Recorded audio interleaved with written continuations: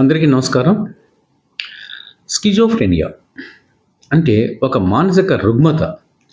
ఈ స్కిజోఫ్రెనియా అనేటువంటి mental disorder గురించి ఇంతకుముందు వీడియోలో ఒక అడల్సెంట్ స్టూడెంట్‌ని అంటే ఫ్రమ్ 13 టు 17 ఇయర్స్ వరకు కూడా 4 ఇయర్స్ అబ్జర్వేషన్ చేసి రీసెర్చ్ ఎక్స్‌పెరిమెంట్ ద్వారా నేను అబ్జర్వ్ చేసినటువంటి విషయాల గురించి విత్ స్పెసిఫిక్ ఫీచర్స్ ఎలా ఉంటుంది ఈ స్కిజోఫ్రెనియా అనే దాని గురించి చెప్పాను. ఇక్కడ ఈ వీడియోలో గత వీడియోలో చెప్పినట్లుగా ఒక అడల్ట్ మ్యాన్ అంటే 35 ఇయర్స్ దాటింది, 40 ఇయర్స్ కూడా వస్తున్నాడు.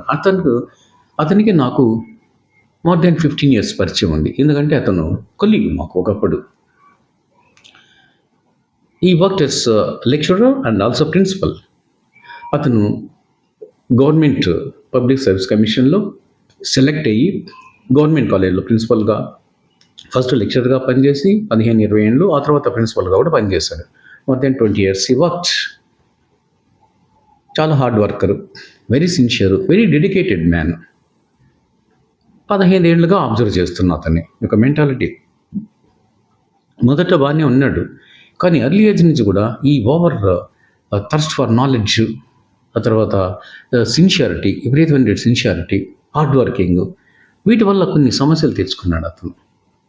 ఎలాగంటే అతనికి because of his merit candidate కాబట్టి అతను ఇప్పుడు తన హార్డ్ వర్క్ ద్వారా, సిన్సియారిటీ, డెడికేషన్ ద్వారా రికగ్నిషన్ అండ్ రెప్యుటేషన్ రావాలా అనేటువంటి ప్రయత్నం అతనికి ఎప్పుడూ ఉండేది. ఆ ప్రయత్నంలో మంచి తన ప్రొఫెషన్లో మంచి మంచి పనులే చేసేవాడు, డెవలప్మెంటల్ యాక్టివిటీస్ చేస్తూ ఉన్నాడు. అయితే అంత ఇంటలెక్చువల్ పర్సన్, హార్డ్ వర్కరు, తను ఒక మెంటల్ డిజార్డర్కి గురైపోయాడు. ఎందువల్ల అంటే తనకున్నటువంటి డొమెస్టిక్ సిచ్యువేషన్స్, సర్కమ్స్టాన్సెస్, ఆ తర్వాత ప్రొఫెషనల్గా ఉన్నటువంటి ఎన్విరాన్మెంట్, ఈ రెండు కూడా అతన్ని చాలా విచిత్రమైన పరిస్థితికి దారితీసి ఒక ఎక్స్ట్రీమ్ స్టెప్ వెళ్ళేంత వరకు ఇది స్కిజోఫ్రెనియా అటువంటి మెంటల్ డిజార్డర్ వల్ల జరిగింది. అదేంటో చూస్తాం. డొమెస్టిక్గా అతనికి ఉన్నటువంటి ప్రాబ్లం ఏంటంటే అతనికి చాలా కాలం తర్వాత 15-20 ఏళ్ళ తర్వాత సుమారు కొడుకు పుట్టాడు. అతను ఒక 7వ తరగతి, 8వ తరగతి, 7th or 8th క్లాస్కి వచ్చేంత వరకు కూడా బాగా గారవంగా పెంచింది మదరు. అంటే లేక పుట్టాడు కాబట్టి. కానీ వాడు 6th, 7thకే బాగా గారాబం ముదిరి ఇండిసిప్లైన్, రెబలియస్ నేచర్గా మారిపోయాడు. హీఈస్ గివెన్ టు బ్యాడ్ వేస్, రకరకాల అన్ని బ్యాడ్ హ్యాబిట్స్ తప్ప మంచి అలవాటు లేదు. చదువు మీద అక్కడ కూడా లేదు. Lack of motivation in education. ఇలా తయారయ్యాడు. ఈ మదర్ వల్ల ముఖ్యంగా ఇతను కొడుకుని, ఇటువైపు భార్యని, ఇద్దరిని దండిస్తూ ఉండేవాడు. కానీ ఇద్దరు కూడా తనకు అనుకూలంగా లేరు. ఎందుకంటే ఆ విధంగా తయారైపోయాడు ఆ పిల్లాడు, ఆ అబ్బాయి, తన కొడుకు. ఇంకా భార్యని గట్టిగా తిట్టలేకపోతున్నాడు. ఇద్దరితో రప్చర్ ఎదుర్కొంటూ బాగా ఫ్రస్ట్రేట్ అయిపోయాడు డొమెస్టిక్గా, ముఖ్యంగా కొడుకు వల్ల. దీనికి తోడుగా ఏమైందంటే తన యొక్క ప్రొఫెషనల్ ఎన్విరాన్మెంట్ కూడా యాడ్వర్స్గా తయారైంది. అదేంటంటే కాలేజీలో మంచి పేరు తెచ్చుకోవాలని తను స్వతహాగా పూర్ ఫ్యామిలీ నుంచి వచ్చాడు కాబట్టి గవర్నమెంట్ కాలేజీలో చదువుకునేటువంటి పేద విద్యార్థులకి, పూర్ స్టూడెంట్స్ బాగా చెప్పాలా అనేటువంటిది అతని తపన, ప్లాన్, ఆశయం బాగానే ఉంది. కానీ వాతావరణం అనుకూలంగా లేనప్పుడు ఎన్విరాన్మెంట్ ఎవరు ఏం చేయలేరు. అదే అన్నారు కదా, man is made of circumstances. రెండోది, man is made of environment. తర్వాతనే హెల్యూషన్స్ కానీ డిప్రెషన్స్ అన్నీ కూడా వచ్చేది. సరే, ఇక్కడ ఎన్విరాన్మెంట్ ఏంటంటే ఆ కొలీగ్స్తో ఎప్పుడు కూడా రప్చర్ వచ్చేది ఇతనికి. ఎందుకంటే అతనికి ఒక అద్భుతమైన ప్లాన్స్ ఉండేటివి. అలా చేయాలి, ఎలా చేయాలి, పేద పిల్లల్ని అభివృద్ధిలోకి తీసుకురావాలి, కాంపిటిటివ్ ఎగ్జామినేషన్స్ పెట్టి వాళ్ళని ప్రోత్సహించాలి, మన దగ్గర చదువుకున్న పిల్లలు మంచి జాబ్స్ పొందాలి, వీటికన్నిటికీ ఒక plans, okay, projects, educational projects, plans అన్నీ కూడా స్కెచ్ చేసుకున్నాడు, ప్లాన్ వేస్తాడు. అది ఎవరి ద్వారా చేయాలి అతను? It is through the staff members. He has to deliver the goods. ఆ స్టాఫ్ ద్వారానే ఇవన్నీ సాధించాలి. కానీ వాళ్ళు కోఆపరేట్ చేయడం లేదు. They are quite against. X theory employees వాళ్ళంతా, ఇతను వై థియరీ ఎంప్లాయీ. అంటే ప్రాఫిట్, బెనిఫిట్ అండ్ ప్రొడక్టివిటీ అనే దాని మీద ఆశ ఉంటుంది వై థియరీ ఎంప్లాయీకి. ఎక్స్ థియరీ ఎంప్లాయీ ఇవన్నీ పట్టించుకోడు. దండిస్తే చేస్తారు, లేకపోతే చేయరు. ఈ వీళ్ళతో ఈ ఎక్స్‌టర్నల్ ఎంప్లాయీస్‌తో అతను సఫర్ అవుతూ ఎప్పుడూ ఘర్షణ పడుతూ ఉన్నాడు. ఒకసారి ఒక ఛాలెంజింగ్ జరిగింది. ఈ కొన్ని ప్రాజెక్ట్స్‌ని ఎడ్యుకేషనల్ యాక్టివిటీస్‌ని ఇంప్లిమెంట్ చేయాలని చెప్పి అన్నాడు. ఇంపోజ్ చేశాడు. సర్క్యులర్ పాస్ చేశారు. స్టాఫ్‌లో ఒక ఇద్దరు బాగా నెగెటివ్ అతనికి. కొంతమంది హిపోక్రిటికల్‌గా ఉంటారు. కానీ వీళ్ళిద్దరూ డైరెక్ట్‌గా నెగెటివ్. మేము చేయము. అసలు ఇవన్నీ ఇంప్లిమెంట్ చేయము. నేను చేసి తీరుతానని ప్రిన్సిపల్. మేము చేయకుండా చేస్తాము. సక్సెస్ చేపించము. మాతో నువ్వు మంచిగా ఉంటే తప్ప మేము చేయము. నువ్వు దండించి మా చేత చేయించుకోలేవు అనే విధంగా వాళ్ళ గొడవ. రప్చర్ స్టార్ట్ అయింది. ఆఖరికి ఏమైందంటే వాళ్ళే గెలిచారు. ఎప్పుడు కూడా విలనే గల గెలుస్తుంటాడు హీరో కంటే కూడా. చెడ్డ పని చేసేవాడే గెలుస్తాడు. మంచి పని చేయాలనుకుని తప్పించేటువంటి వాడు ఎక్కడా గెలవడం లేదు. అది ముఖ్యంగా విద్యా సంస్థల్లో, గవర్నమెంట్ సంస్థల్లో జరగవు. కానీ ఇతను బాగా డిప్రెస్ అయిపోయాడు. వాళ్ళే గెలిచారు. నేను ప్రిన్సిపల్గా ఉండి, హెడ్ ఆఫ్ ది ఇన్స్టిట్యూట్గా ఉండి నేను చేయలేకపోతున్నాను అని మైండ్ కంప్లీట్లీ అప్సెట్, డిస్టార్టెడ్. అదే డిస్టార్టెడ్ థాట్స్ అంటే.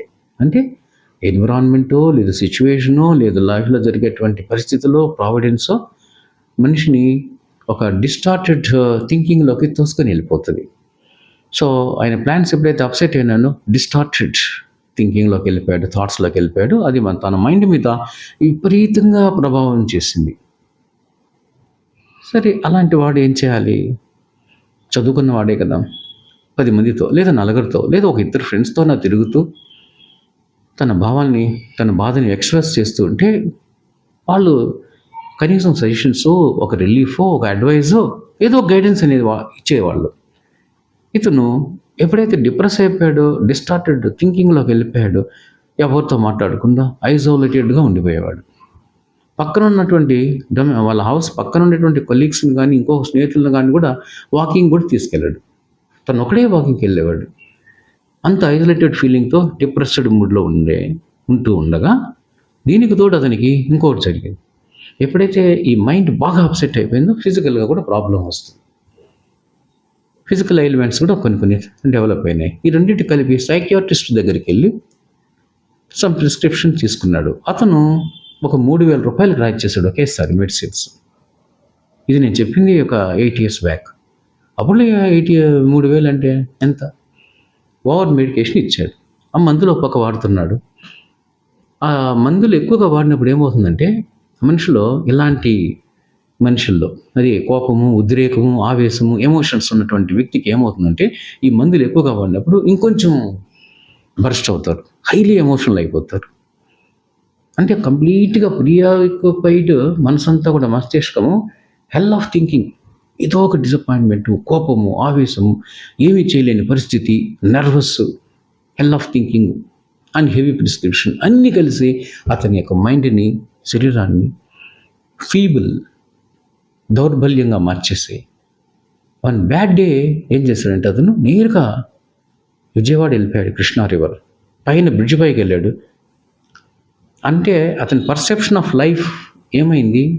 పర్సెప్షన్ అంటే జీవితాన్ని చూడడం, philosophy of life, concept of life, ఇవన్నీ కూడా మారిపోయి ఏం జీవితం, ఏంటి, ఏం ప్రొఫెషన్, ఎవరికి కావాలి, ఇది ఏం సాధించలేనప్పుడు ఎందుకు అంటే స్కిజోఫ్రెనియా వచ్చిన వాడికి పర్సెప్షన్లో మార్పు వస్తుంది అని అంటారు సైకాలజిస్టులు. ఇదే నేను థియరిటికల్గా కాకుండా ఒక ప్రాక్టికల్ ఎక్స్పెరిమెంట్స్, ఒక రీసెర్చ్ అబ్జర్వేషన్ ద్వారా మీకు ఇలస్ట్రేట్ చేసి చెప్తున్నా.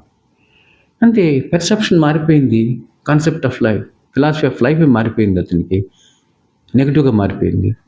What is this life? Life is a tale told by an idiot full of sound and fury signifying nothing. చివరికి ఏముంది? ఆర్భాటాలు, ఆశయాలు, ఆఖరికి మిగిలేది ఏమి లేదు, శూన్యమే కదా సాధించేది మనిషి అనేటువంటి ఆ షేక్స్పియర్ డైలాగ్ గుర్తుకొచ్చిందేమో. వెంటనే బ్రిడ్జ్ పైకి వెళ్ళి అక్కడి నుంచి కృష్ణా రివర్లో దూకేసి ఈ కమిటెడ్ సూయిసైడ్. అంతా స్టాఫ్ అందరూ కూడా షాక్ తిన్నాం. We were taken aback at that.